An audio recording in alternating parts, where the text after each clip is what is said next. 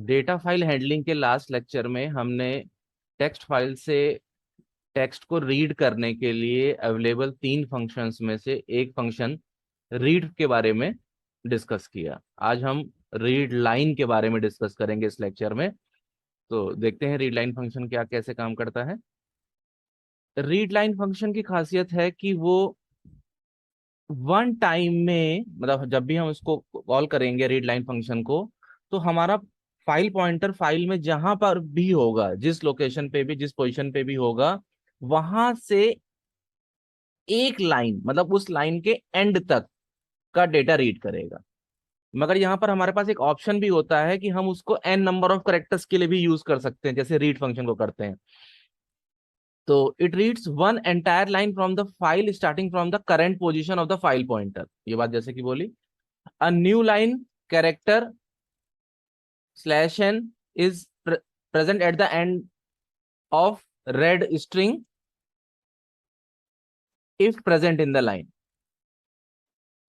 If a numeric argument is passed, it read maximum n bytes including the end of line character, or incomplete line may be returned if n is less than the length of the current line. ये पूरी theory की बातें हैं। तो इस theory को हम नीचे एग्जांपल समझते हैं कि इसका क्या मतलब है यहाँ पर।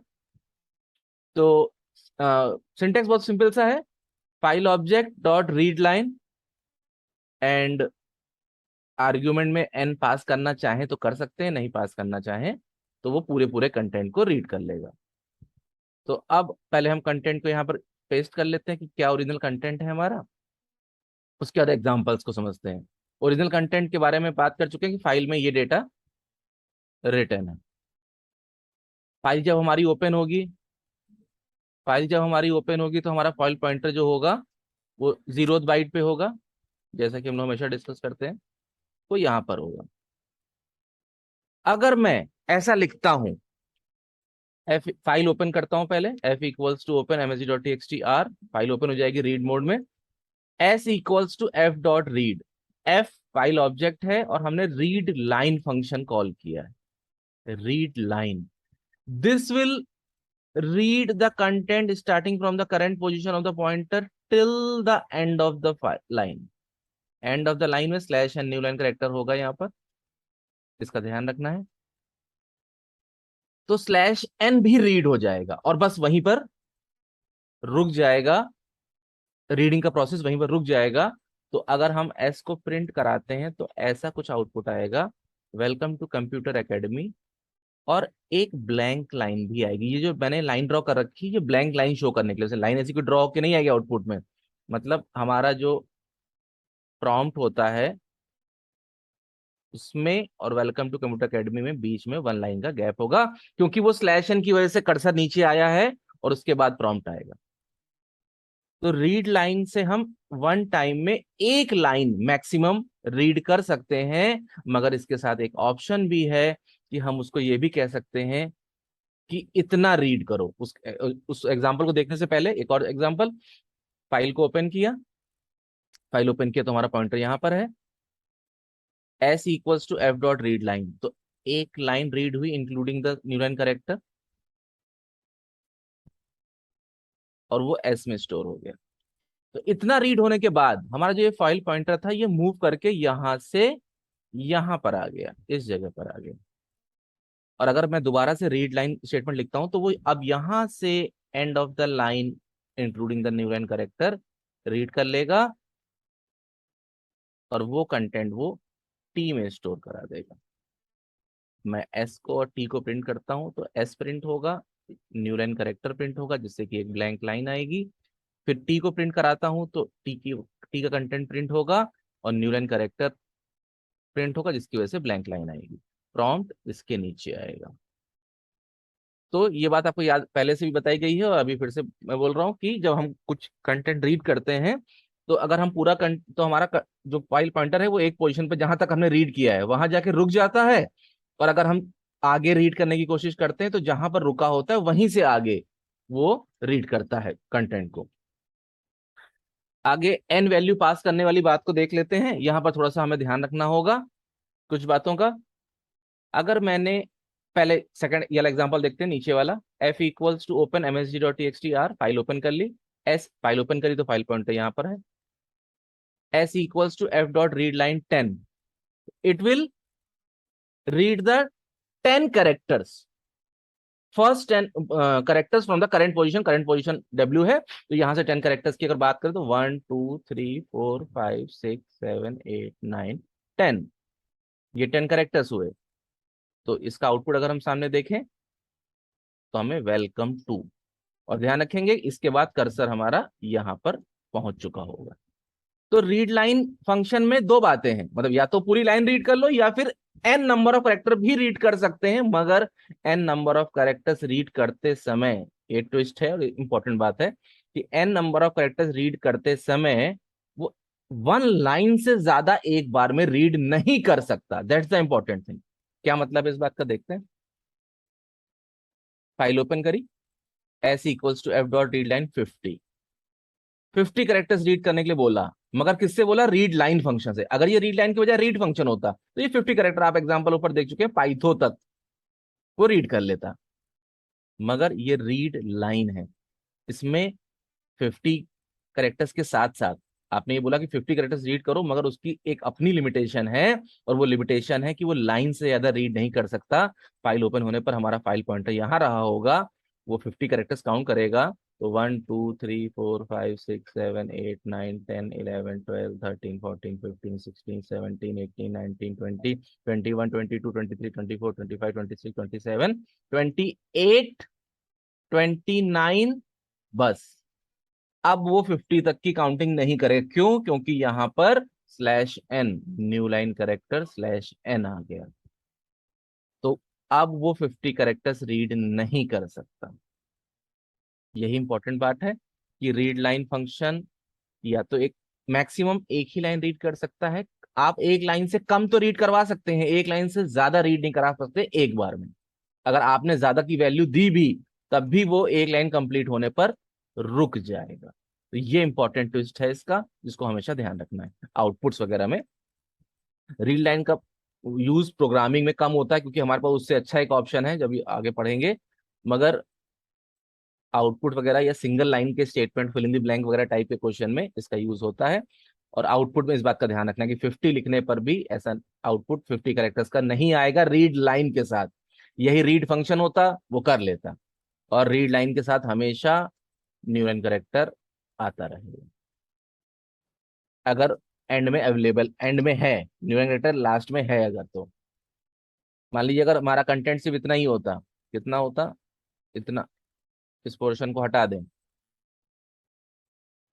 सिर्फ एक ही लाइन लिखी है फाइल में, और लाइन लिखने के बाद हमने यहाँ पर न्यू लाइन कैरेक्टर नहीं लगाया है, मतलब हमारा कर्सर यहीं पर छोड़ दिया है हमने, तो रीड लाइन जब रीड करेंगे तो उसके एंड में न्यू लाइन कैरेक्टर नहीं होगा, मतलब वो ब्लैंक लाइन नहीं आएगी। आगे दो एग्जांपल और लिखे। कंटेंट फाइल का ये है आपके पास N equals to F dot read two, read function है, पॉइंटर हमारा यहाँ पर रहा होगा, रीड टू मतलब दो कैरेक्टर रीड कर लो, और वो कहाँ स्टोर कर दो, एस में स्टोर कर, एन में स्टोर कर दो। तो दो कैरेक्टर रीड करने के बाद हमारा पॉइंटर मूव करके एल मतलब थर्ड कैरेक्टर पे रुक गया होगा, और अब मैं अगर रीड लाइन लिखता हूं तो वो थर्ड कैरेक्टर से रीड करना शुरू करके एंड ऑफ द लाइन तक चला जाएगा, क्योंकि हमेशा बोला गया कि रीड लाइन फंक्शन क्या करता है, जहां पर भी पॉइंट फाइल पॉइंटर की करंट पोजीशन होती है वहां से एंड ऑफ द लाइन तक रीड करता है। तो पॉइंटर की पोजीशन हमने रीड फंक्शन से चेंज कर दी, रीड टू से वो दो कैरेक्टर आगे चला गया, दो कैरेक्टर उसने रीड कर लिया और थर्ड कैरेक्टर पे रुका, तो थर्ड कैरेक्टर से एंड ऑफ द लाइन तक। नीचे आउटपुट देख सकते हैं, जब हमने एन को प्रिंट कराया तो उसने दो कैरेक्टर जो रीड किए थे वी, वी प्रिंट किया, और जब एस को प्रिंट कराया तो उसने थर्ड कैरेक्टर से एंड ऑफ द लाइन तक, जिससे कि एक ब्लैंक लाइन भी आ रही है, वहां तक करेक्टर उसने रीड किया था और वही उसने प्रिंट कर दिया। फिर फाइल हर बार हमको लास्ट में फाइल क्लोज कर देनी है। सेम बात नीचे फिर से बताई है मैंने कि फाइल ओपन करी, s equals to F dot read line 10, तो उसने फर्स्ट 10 कैरेक्टर्स रीड किए और पॉइंटर यहाँ स्पेस पे आके रुक गया, और अगर उसको फिर मैंने प्रिंट करा तो वेलकम टू ऐसे प्रिंट हो गया। अब मैं t equals to F dot read line लिखता हूं तो पॉइंटर जहां पर है वहां से एंड ऑफ द लाइन तक सब रीड कर लेगा। तो पॉइंटर कहाँ है, स्पेस पर। तो आप देख सकते हैं यहाँ पर एक स्पेस आया है और फिर कंप्यूटर एकेडमी फुल स्टॉप और फिर न्यू लाइन कैरेक्टर की वजह से एक ब्लैंक लाइन आई है।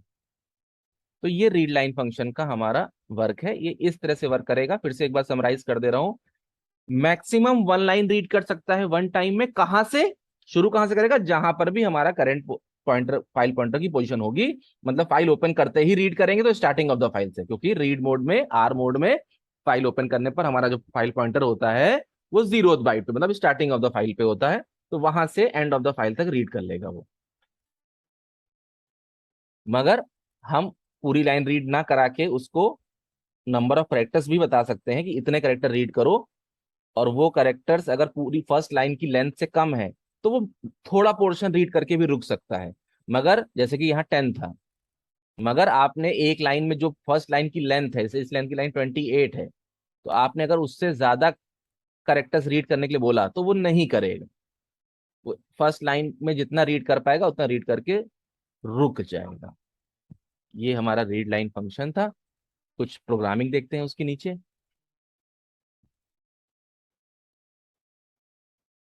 रीड लाइन फंक्शन से अगर कंटेंट हम प्रिंट कराना चाहते हैं, हम पूरी फाइल के कंटेंट को लाइन वाइज प्रिंट कराना चाहते हैं। हालांकि इसके लिए हमारे पास रीड फंक्शन ऑलरेडी है और वो आसान है, मगर यहाँ पर रीड लाइन का एग्जांपल समझना है हमें, इसलिए इस बात को देखते हैं।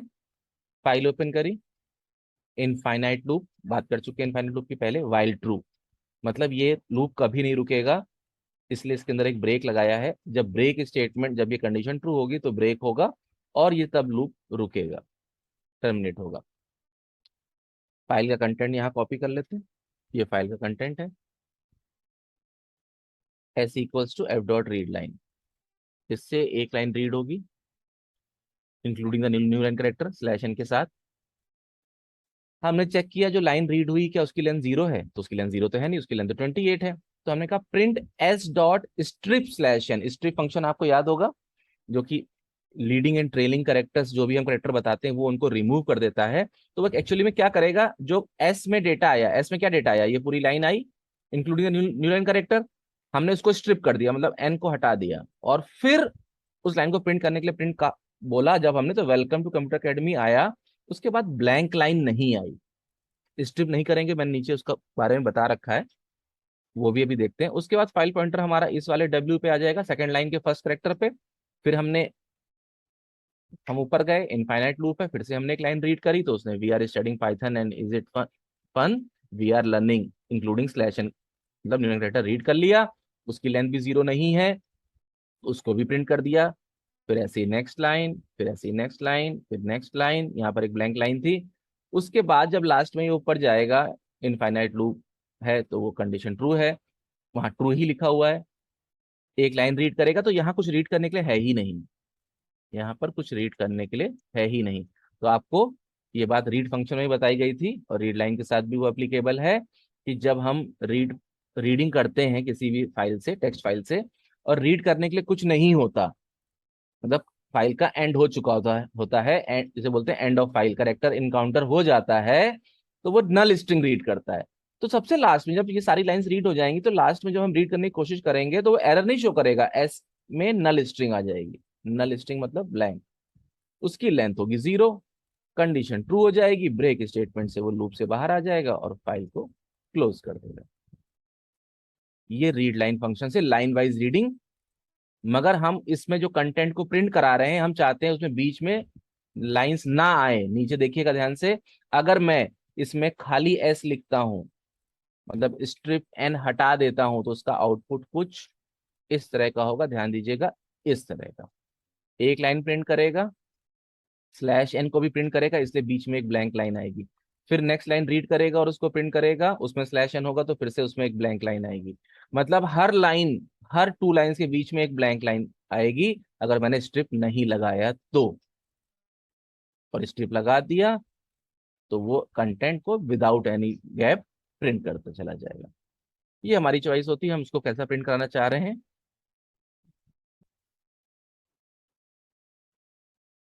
और एक खास बात रीड लाइन फंक्शन के बारे में, अगर मैं फाइल पॉइंटर को ओपन करता हूं, फाइल को ओपन करता हूं, सॉरी, फाइल को ओपन करता हूं तो हमारा फाइल पॉइंटर इस जगह पर रहेगा, तो इस पे ध्यान दीजिएगा।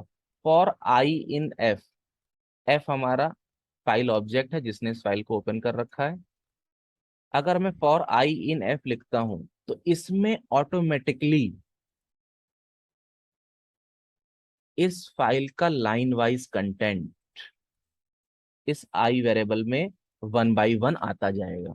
मतलब पहली बार फर्स्ट लाइन आएगी, उसको प्रिंट कर दिया हमने, जैसे सपोज वापस ऊपर गए तो ऑटोमेटिकली वो नेक्स्ट लाइन पे मूव कर जाएगा। जैसा लिस्ट में या स्ट्रिंग में होता है उस तरह से कि नेक्स्ट करेक्टर पे या नेक्स्ट वैल्यू पे मूव करता है, ऐसे यहाँ पर नेक्स्ट लाइन पे मूव कर जाएगा। तो हमें अगर लाइन वाइज हमें रीड लाइन फंक्शन का यूज रीड लाइन वाला काम करना है और रीड लाइन फंक्शन बिना लगाए करना है, तो हम उसके बगैर कर सकते हैं। ये नॉर्मल फॉर लूप वही काम करेगा। और उससे भी आसान है for I in open MSG. मतलब एक्चुअली हमने क्या किया, ओपन फंक्शन से फाइल ओपन करके फाइल ऑब्जेक्ट बनाया और फाइल ऑब्जेक्ट को यहाँ यूज किया। हम ये पूरा स्टेटमेंट उठा के डायरेक्ट फॉर लूप में भी लिख सकते हैं। For I in in for I in open MSG dot TXT. यहाँ पर ये फाइल ओपन होगी, उसका एक टेम्परेरी फाइल ऑब्जेक्ट भी यहाँ पर बन जाएगा। एफ का नाम नहीं होगा, मतलब मैं बता रहा हूँ कैसा बन जाएगा। और ये भी लाइन वाइज रीडिंग करता रहेगा, एक एक लाइन से एक एक लाइन आई में आती रहेगी, उसको आप यूज कर सकते हैं। मैंने यहाँ खाली प्रिंट कराया है। तो ये भी एक वे है और बहुत इजी हो गया कंपैरेटिवली रीड लाइन वाले को लिखना, उसमें वाइल लूप वगैरह लगाना पड़ता है। मैं फिर से बोल रहा हूँ कि रीड लाइन वाला काम जो होता है हमें जब करना होता है, जब हमें कंटेंट फाइल का content one by one line चाहिए होता है, लाइन बाय लाइन, तो हम रीड लाइन नहीं लगाते हैं। वो अभी जो नेक्स्ट फंक्शन पढ़ेंगे रीड लाइंस, वो हमारे लिए ज्यादा इजियर होता है। मगर रीड लाइन कैसे वर्क करता है उसका एग्जाम्पल तो हमें समझना ही है, तो इसलिए मैंने यहाँ बता रखा है। और फिर मैं नीचे बता रहा हूँ एक प्रोग्राम, क्वेश्चन है, ये प्रोग्राम है। Program to display all the lines starting with I in an existing file msg.txt। msg.txt एक फाइल है, उसमें आपको बताना है कि कितनी लाइंस आई से शुरू होती हैं। अब लोअर केस पर्टिकुलर उसने लोअर केस आई बोला है, तो मैंने भी एक आउटपुट में लोअर केस आई, अगर नहीं है तो आप उसको और लगा के लिख सकते हैं या इन लगा के लिख सकते हैं। फाइल ओपन करी, फाइल पॉइंटर हमारा यहाँ पे होगा, इनफाइनाइट लूप लगाया, एक लाइन रीड करी, ये लाइन रीड होके एस में आ गई। Welcome to computer academy, full stop and slash n भी रीड हो गया। हमने चेक किया क्या उसकी लेंथ जीरो है, लेंथ जीरो नहीं है। अब हमें चेक क्या करना था, मेन जो चीज हमें चेक करनी थी कि if S of zero equals to I, तो उस एस ये है और एस का जीरो डब्ल्यू है, तो वो आई के इक्वल नहीं है। तो हमें कुछ नहीं करना है, ये लूप में वापस ऊपर चला जाएगा, एक लाइन और रीड करेगा। अब की बार जो लाइन रीड होगी वो कौन सी होगी, ये वाली। फिर हम उसकी लेंथ चेक करेंगे जो कि जीरो नहीं है, फिर हम उसका जीरो करेक्टर चेक करेंगे जो कि आई नहीं है। तो फिर नेक्स्ट लाइन रीड, जब वापस ऊपर लूप में जाएंगे और लाइन रीड करेंगे तो वो होगी ये वाली लाइन। अब की बार उसकी लेंथ जीरो नहीं है मगर उसका जीरो करेक्टर आए है, तो ये लाइन प्रिंट हो जाएगी, मतलब it fast full stop currently we are studying file handling full stop.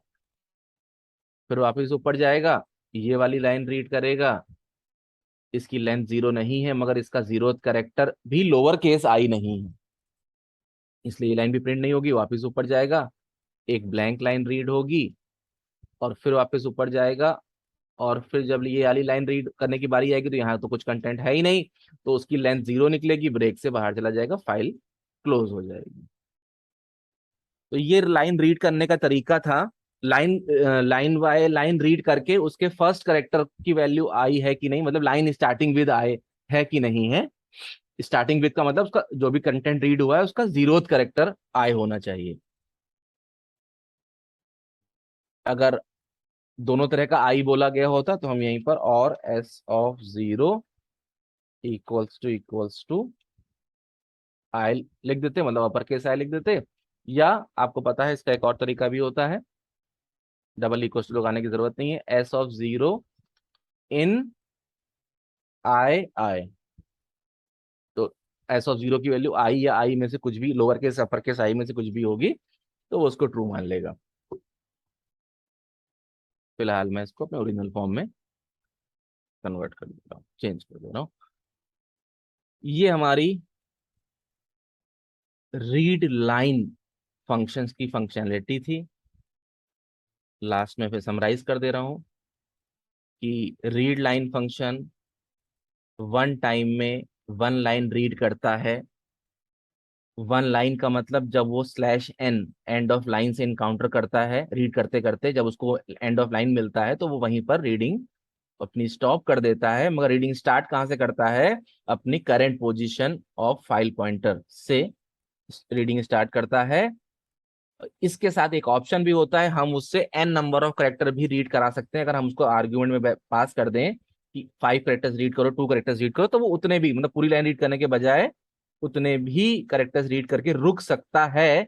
मगर हमने जो एन की वैल्यू पास करी, नंबर ऑफ करेक्टर्स पास करे, वो एक लाइन की लेंथ से ज्यादा है। जिस लाइन पर उसका फाइल पॉइंटर है, अगर उसकी लेंथ से ज्यादा है तो वो एक लाइन के उप से ज्यादा रीड नहीं करेगा।